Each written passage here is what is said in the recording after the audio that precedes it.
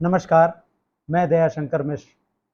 लोकतंत्र, संविधान और नागरिक चेतना पर आधारित आज के इस एपिसोड में आपका स्वागत है।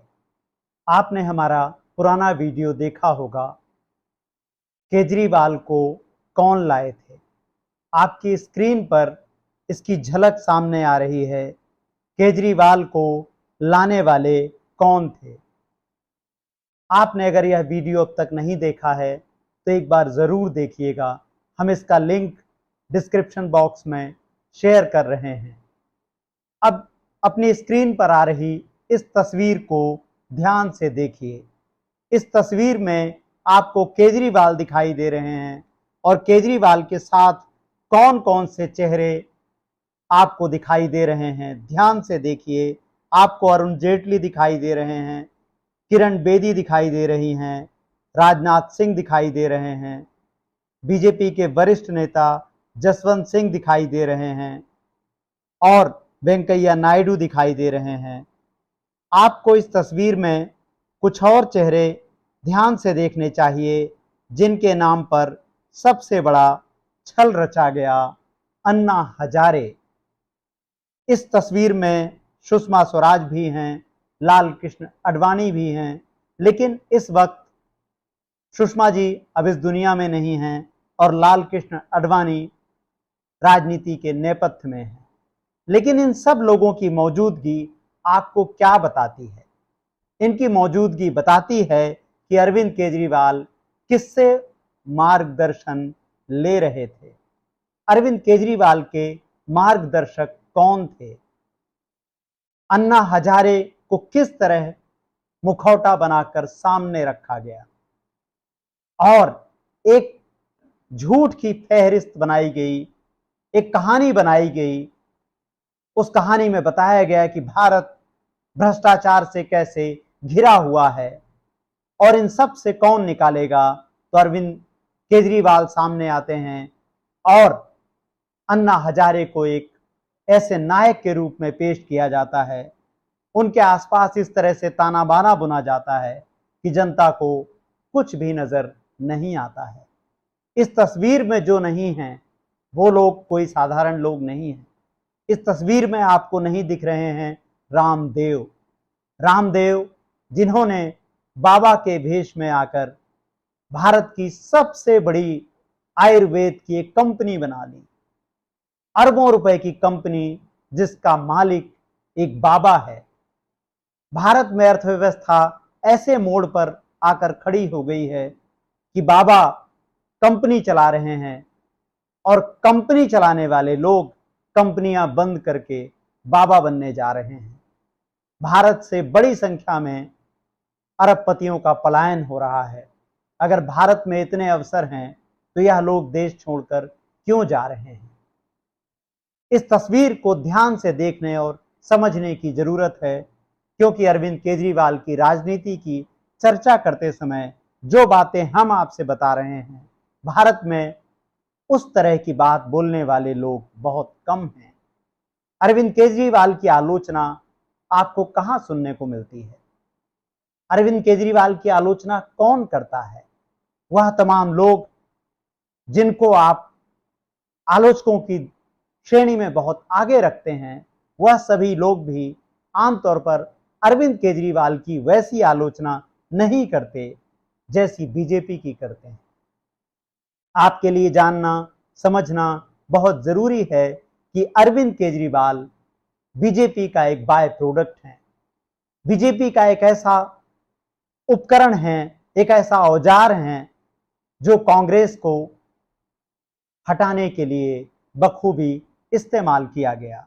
आपकी स्क्रीन पर सामने नजर आ रही यह किताब, आप में से बहुत से लोग इससे परिचित होंगे, फिर भी संभव है सारे लोग परिचित ना हों। यह किताब नवंबर 2023 में आई और इस किताब के आते ही पूरा आईटी सेल इस किताब पर टूट पड़ा।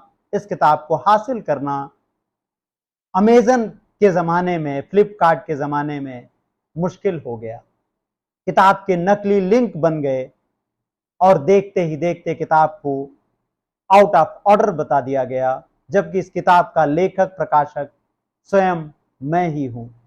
इस किताब में पूरी कहानी है कि किस तरीके से अजीत डोभाल विवेकानंद फाउंडेशन बनाते हैं और उस फाउंडेशन के बहाने इंडिया अगेंस्ट करप्शन खड़ा किया जाता है।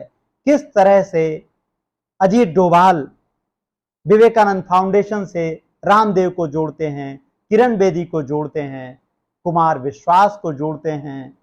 कुमार विश्वास की कविताओं से एक माहौल बनता है और उस माहौल में सब कुछ मिट जाता है, आरएसएस छिप जाता है। आप समझ नहीं पाते हैं कि खेल क्या था और किस लिए रचा गया था।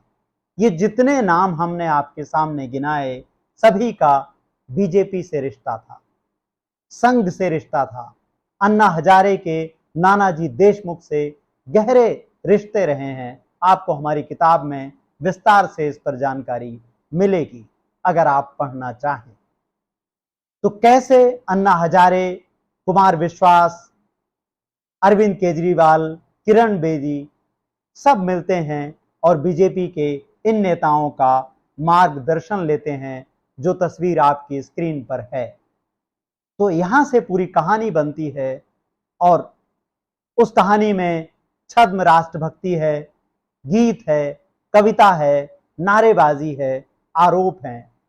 ऐसे आरोप जिनके लिए अरविंद केजरीवाल एक एक करके सबसे माफी मांगते चले जाते हैं, सब उनको माफ करते चले जाते हैं। राहुल गांधी के खिलाफ 2009 से लेकर 2014 तक दुष्प्रचार का जो सबसे बड़ा अभियान हमारे सामने है, उसमें अन्ना हजारे और उनके इस आंदोलन की सबसे बड़ी भूमिका है। कांग्रेस और राहुल गांधी को इस दुष्प्रचार की सबसे बड़ी कीमत चुकानी पड़ी। लोकतंत्र में जब तानाशाही यह देखती है, जब सांप्रदायिक शक्तियां यह देखती हैं कि सीधे सीधे लड़ाई नहीं लड़ी जा सकती, तो वह अक्सर ही दुष्प्रचार को सामने लाकर खड़ा कर देते हैं। अरविंद केजरीवाल दिल्ली का चुनाव फरवरी में हार चुके हैं। दिल्ली की सत्ता पर बीजेपी के कब्जे के बाद अरविंद केजरीवाल कहां हैं? आपके मन में यह सवाल नहीं आता तो आना चाहिए। वही अरविंद केजरीवाल जिन्होंने अपने बच्चों की कसमें खाई थी, कि अपने बच्चों की सौगंध खाई थी कि दिल्ली छोड़कर कहीं नहीं जाऊंगा, वह केजरीवाल दिल्ली छोड़कर पंजाब जा चुके हैं। इंडियन एक्सप्रेस की इन खबरों को ध्यान से देखिए। यह बता रही हैं कि दिल्ली चुनाव के परिणाम आने के बाद अरविंद केजरीवाल, उनके बाद सबसे बड़े वरिष्ठ नेता मनीष सिसोदिया पंजाब में डेरा डाले हुए हैं, पंजाब में ही लगातार प्रचार कर रहे हैं। इस तस्वीर को ध्यान से देखिए। इसमें पंजाब में अरविंद केजरीवाल जाकर पार्टी की योजनाओं की घोषणा में शामिल हैं, पार्टी की गतिविधियों में शामिल हो रहे हैं। यहां तक कि आम आदमी पार्टी गुजरात चुनाव के बारे में भी सोच रही है, उसकी तैयारियों में भी शामिल हो रही है। 2022 के गुजरात चुनाव में आम आदमी पार्टी को 5 विधानसभा सीटें जीतने में कामयाबी मिली थी। उससे भी बड़ी बात, आम आदमी पार्टी को 40 लाख से ज्यादा वोट मिले थे। आम आदमी पार्टी गुजरात में 35 से ज्यादा सीटों पर नंबर 2 पर पहुंच गई थी, जिससे बीजेपी को जाहिर तौर पर कांग्रेस की चुनौती को कम करने में, उसको नियंत्रित रखने में बहुत मदद मिली। तो अरविंद केजरीवाल की राजनीति को ध्यान से समझने की जरूरत है। अरविंद केजरीवाल दिल्ली की सत्ता में बीजेपी का वनवास खत्म कर चुके हैं। अब ध्यान से सुनिएगा।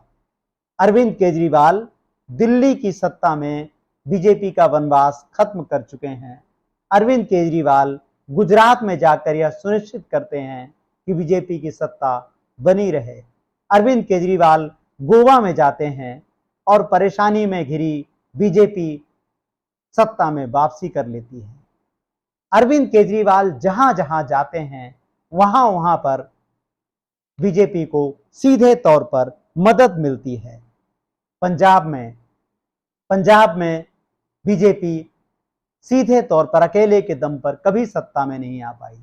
वहां कांग्रेस की सरकार थी, उसको सत्ता से बाहर करने का काम आम आदमी पार्टी ने किया। तो आम आदमी पार्टी ने कांग्रेस को सत्ता से बाहर करने का काम पंजाब में किया, दिल्ली में किया, गुजरात में कांग्रेस की चुनौती को बहुत पीछे छोड़ने का काम सफलतापूर्वक किया, गोवा में किया, मध्य प्रदेश में किया।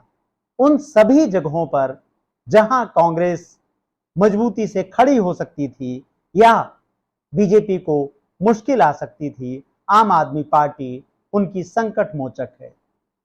एक अर्थ में आप कह सकते हैं कि आम आदमी पार्टी बसपा 2 की भूमिका में है। जिस तरह से बसपा लगातार बीजेपी को मजबूत करने के काम में नजर आती है, ठीक वैसा ही काम अरविंद केजरीवाल कर रहे हैं। कुछ मीडिया रिपोर्ट्स में बताया गया है कि अरविंद केजरीवाल अब केरल में जाकर प्रचार करने वाले हैं। आपके लिए जानना जरूरी है कि केरल में अब तक बीजेपी कभी सत्ता में विधानसभा चुनाव में नहीं आई है। शशि थरूर के जिस तरीके से बयान आपके सामने हैं, उसमें उनको लेकर आए दिन अटकलें लगाई जा रही हैं, लेकिन यह सब एक केवल संयोग नहीं है कि किस तरह से केरल में बीजेपी अपना प्रभाव बढ़ाने की कोशिश कर रही है। आज के इस वीडियो में बस इतना ही। अगर आपको हमारे वीडियोस पसंद आते हैं, हमारा लोकतांत्रिक विमर्श आप चाहते हैं आगे बढ़े, तो आप मेंबरशिप लीजिए, हमें ज्वाइन कीजिए। आपकी सुविधा के लिए हम यह स्कैनर भी लेकर आए हैं। बहुत से हमारे पाठक इसकी मांग कर रहे थे। आप इसके माध्यम से हमारा सहयोग कर सकते हैं। नमस्कार, धन्यवाद।